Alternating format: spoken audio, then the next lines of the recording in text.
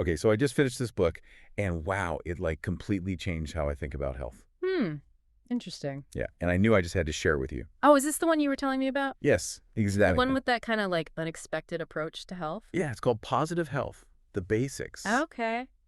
And I have to say, I was expecting something very clinical, Yeah. like eat your veggies, get some sleep, Right. all that good stuff. Basics. But it goes like so much deeper. I was surprised by that too. Right. It really makes you rethink like what even is being healthy. Yeah. Like, remember that quiz at the beginning Oh, yeah, yeah. where it asks you to place yourself on this continuum Oh, right. from like practically on death's door to like peak human performance? I was Oh. fascinated by that. Right. And it's not about judging where you are. It's about understanding that health is dynamic. Yeah, Like, even if you're dealing with chronic illness, you can still move towards greater well-being. exactly. That's a good point. Yeah. And that whole concept of salutogenesis really stuck with me. Oh, tell me about that. Instead of just like obsessing over what makes us sick, Yeah, it focuses on the factors that help us thrive. I like that. What were some of yours? Oh, man. For me, I realized how much just being in nature like boosts my mood. Oh, me too. Yeah. It's like a reset button for my brain. Totally. The book actually calls that forest bathing, which I thought was funny. Oh, yeah, I remember that. But it totally works. Yeah, it does. I've also talked about things like acts of kindness. Mhm. Turns out being nice to others isn't just good karma. Right. It's good for your health. Exactly. Yeah. And they even have a whole section on positive health interventions, Oh, yeah. which I thought, I was expecting it to be kind of fluffy, but it was surprisingly practical. Give me an example. Well, like they suggest setting up a social media diet. Oh, interesting. I mean, in today's world, that's almost revolutionary. I know, right? It's like they're giving us permission to just like unplug Yeah. and focus on what truly matters. Absolutely. Now, one part that really challenged my thinking Yeah. was the discussion on mental health. Okay. There's this character in the book, Frank, who manages to live like a really fulfilling life despite having bipolar disorder. That was a powerful example. It was. It shows that mental illness and well-being, Yeah. they aren't necessarily mutually exclusive. Right. They can coexist. Yeah, and I'm really curious, to know more about his coping mechanisms Yeah. and how he finds that balance. Me too. Yeah. And it ties into this whole idea of well-being as a journey, Yes. not a destination. I like that.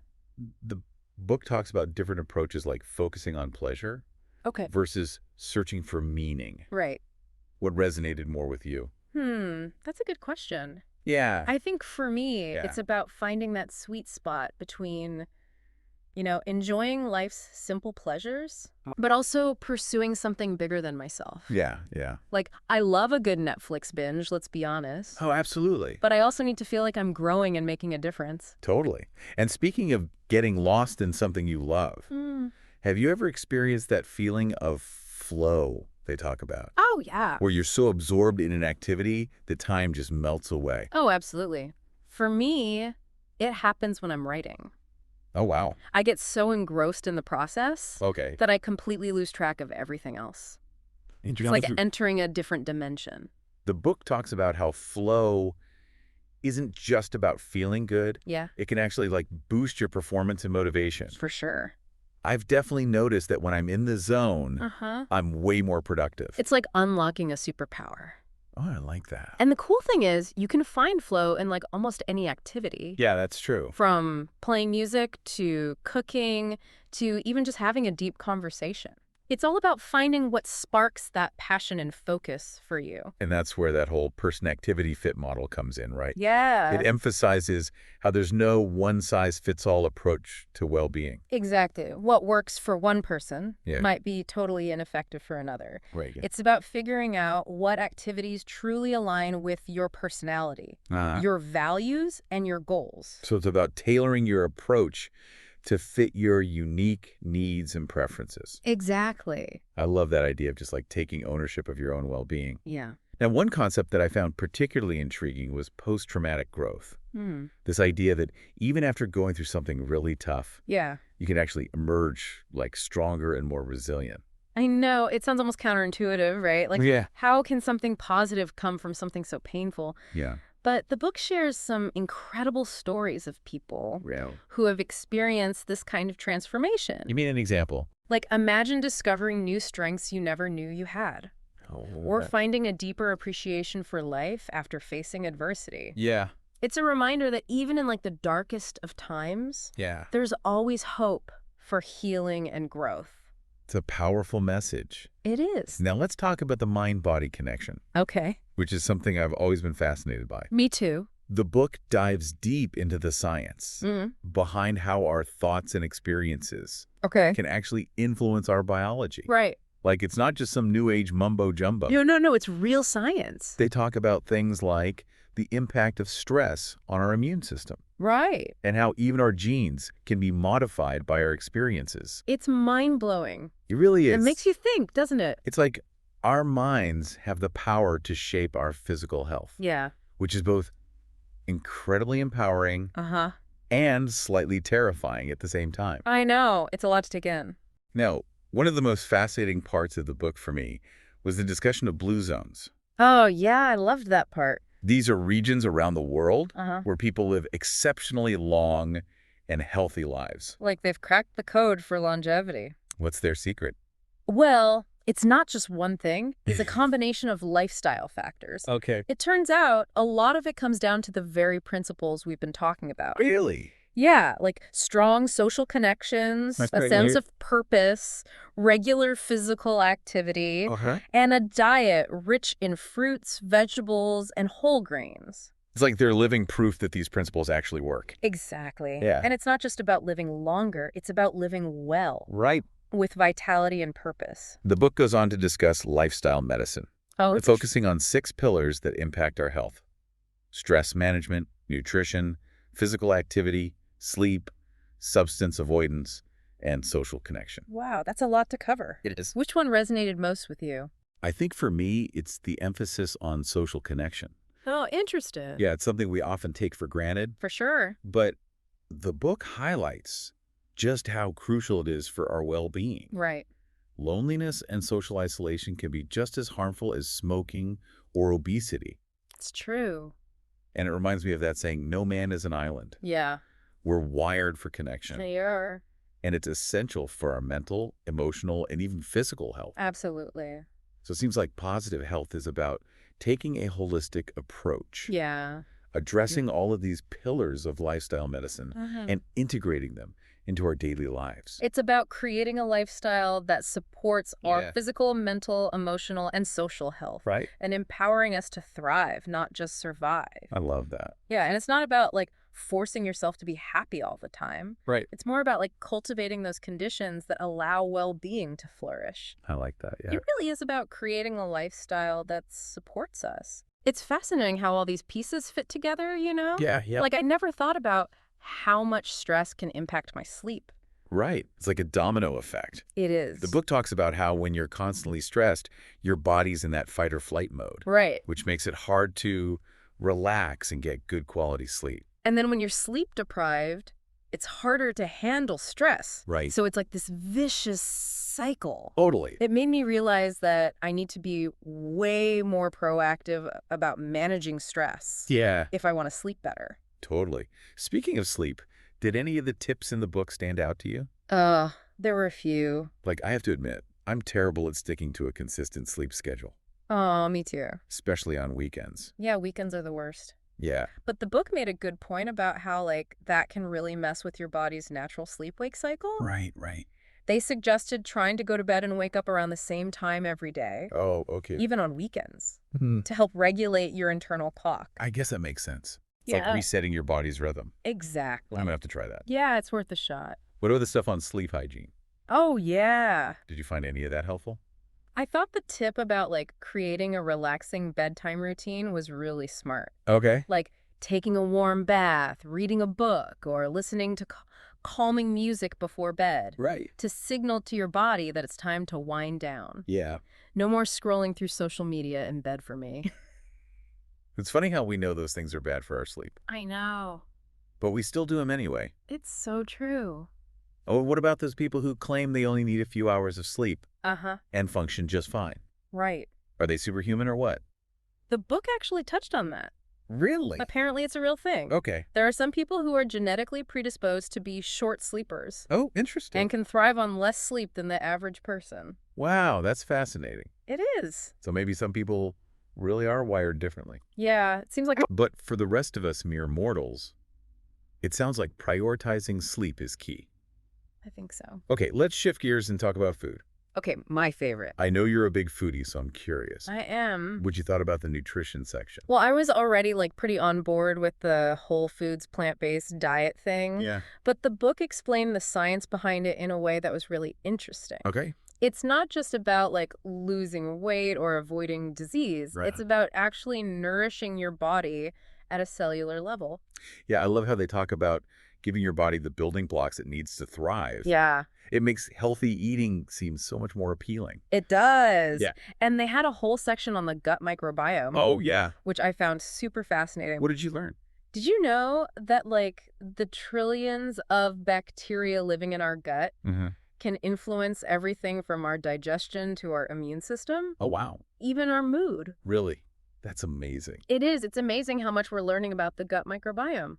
Right. And how it impacts our overall health. The book suggests things like eating fiber-rich foods and fermented foods Yes. to support a healthy gut. It's like taking care of your inner garden. Ooh, I like that. And a happy gut equals a happy you. Right. Absolutely. Okay, now let's talk about everyone's favorite topic, stress. Ugh, It's such a part of modern life, It is. but it's also so detrimental to our health. I know. It's like a constant battle. The book really breaks down the biology of stress Yeah. and explains how it can wreak havoc on our bodies if we don't manage it effectively. It really can. I was particularly interested in their explanation of the fight or flight response. Oh, yeah. That was a good section. It makes sense that when we're constantly stressed out, Mm-hmm. our bodies are in the state of high alert, Like we're always on edge. which can't be good in the long run. No, it's not sustainable. So what are some of the strategies the book recommends for managing stress? Well, they talk about the importance of mindfulness practices like meditation. And deep breathing, which can help calm your nervous system. Those are classics for a reason. They are. They really work. Right. They also emphasize the benefits of spending time in nature, Yeah. engaging in physical activity, Okay. and nurturing social connections. It's funny how the things that are good for stress management are also good for pretty much every other aspect of our well-being. It's all interconnected, isn't it? It is, totally. But one thing that really blew my mind was this idea of stress mindsets. Oh, yeah. Tell me about that. So basically, it's how we perceive stress. Right. Some people view it as inherently negative Yeah. and something to be avoided at all costs, Okay. while others see it as a challenge that can actually lead to growth and adaptation. Oh, interesting. So it's not just about the stress itself, but about how we interpret it and how we choose to respond. Right, like our attitude towards it. Exactly. And the book talks about how people who have a more positive stress mindset Mhm. tend to be more resilient and cope better with difficult situations. That's fascinating. It's like our mindset can actually influence our physiological response to stress. It's pretty amazing. Okay, let's move on to the next pillar of lifestyle medicine, Oh, okay. which is substance avoidance. Okay. I know this can be a sensitive topic, It can be. but the book presented it in a really clear and informative way. I agree. They weren't preachy at all. Yeah. It was more about providing the facts Yeah, and empowering people to make informed choices about their health. I appreciate that approach. Me too. It's not about judging or shaming anyone, Not at all. but about providing the information and support they need Exactly. to make healthy choices. And for those who are struggling with substance use, Yeah, the book emphasized the importance of seeking professional help and support. absolutely. There are so many resources available, There are. and recovery is possible. It is, definitely. Now let's talk about the last pillar of lifestyle medicine, Oh, sure. which might seem surprising at first. Yeah. Social connection. I know, you wouldn't think it would be a pillar of health.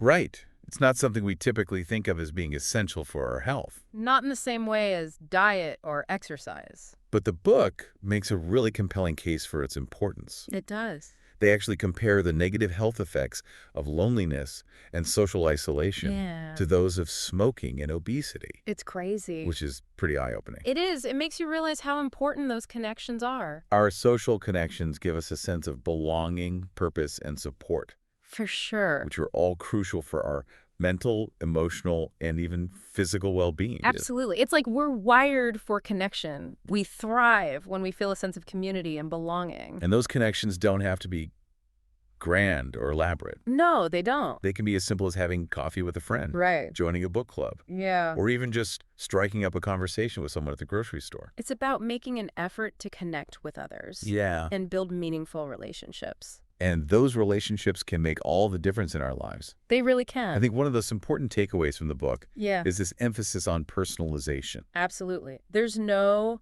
one-size-fits-all approach to positive health. Right. What works for one person might not work for another. Exactly. So it's about figuring out what resonates with you, Yeah. what aligns with your values and your lifestyle, Right. and creating your own unique path to well-being. Exactly. It's about becoming the architect of your own health and happiness. Now, before we wrap up, I wanted to circle back to those blue zones we talked about earlier. Oh, yeah, the longevity hotspots. These are regions where people seem to have cracked the code for longevity. They're fascinating. What are some of the things they do differently that we can learn from? Well, it's not just one magic bullet, Okay. but rather a combination of lifestyle factors that contribute to their long and healthy lives. Like what? Many of the factors align with the pillars of lifestyle medicine we've been discussing. They tend to have strong social connections, Okay. a sense of purpose, Uh-huh. regular physical activity, Okay. and a diet rich in fruits, vegetables, and whole grains. It's like they're living examples of the principles we've been talking about. They really are. It's inspiring to see that it's not just about living longer. Right. It's about living well. With vitality and purpose, yeah. And the book suggests that we can all learn from the wisdom of these blue zones Yeah, I like that idea. and incorporate some of their healthy habits into our own lives. It's like a blueprint for a good life. I love that. It's like they're offering us a glimpse into what's possible Yeah. when we prioritize our well-being and create a lifestyle that supports longevity and vitality. It's definitely food for thought. You know, this has been such an enlightening conversation. It has. I feel like this book has given me a whole new framework for thinking about health and well-being. Me too. It's not just about the absence of disease. Yeah. It's about actively cultivating a life that is full of purpose, meaning, and joy. And the best part is that it's not some unattainable ideal. No, it's very practical. The book provides practical strategies and tools that we can all use to improve our well-being. It's about making small, sustainable changes Yeah. that add up to big results over time. Well, I think it's safe to say that this book is a must-read I agree. for anyone who's interested in improving their health and well-being. It's a game changer for sure. Now I'm curious, dear listener, what are your thoughts on the book and the concept of positive health? Yeah, we'd love to hear from you. What resonated most with you? What are some of the key takeaways you're going to implement in your own life? Share your thoughts in the comments below. We'd love to hear from you. And if you enjoyed this deep dive into positive health, the basics, be sure to like, subscribe, and share it with your friends and family. Until next time, keep diving deep. You know, it feels like we've only just scratched the surface of this book. Yeah, there's so much in there. There's so much packed in there. It's definitely a book I'll be revisiting. Me too. I already have a few pages dog-eared Oh, yeah. that I want to go back to. I love that it gives you so much to think about long after you finished reading it. Right. And it doesn't just present a bunch of theories. No. It actually gives you actionable steps you can take to improve your well-being. That's what I liked about it. That's Yeah. what makes it so empowering. Yeah. It's not about following some rigid set of rules. Right? It's about understanding the principles Yeah. and then figuring out what works best for you. Exactly. It's about taking ownership of your health and creating a lifestyle that supports your unique needs and goals. Yeah, it's a very personalized approach. It's like they give you the tools, but you get to design your own blueprint. I love that analogy. It's like we're all architects of our own well-being. And the best part is that it's never too late to start building. That's true. No matter where you are on your health journey, there's always something you can do to move towards greater well-being. Absolutely. It's about progress, not perfection. Well, I think we can all agree that this deep dive into positive health, the basics, has been incredibly insightful. Yeah, it's been great. It's given us a whole new perspective on what it means to be truly healthy and well. It's definitely challenged my thinking and inspired me to make some positive changes in my own life. And we hope it's done the same for you, dear listener. We do. We'd love to hear your thoughts on the book and the concept of positive health. Yeah. What resonated most with you? What are some of the key takeaways that you're going to implement in your own life? Share your insights in the comments below. We're always excited to continue the conversation. And if you enjoyed this deep dive, be sure to like, subscribe, and share it with your friends and family. Who knows, you might just inspire them to take a deep dive into positive health too. Until next time, keep learning, keep growing, and keep diving deep.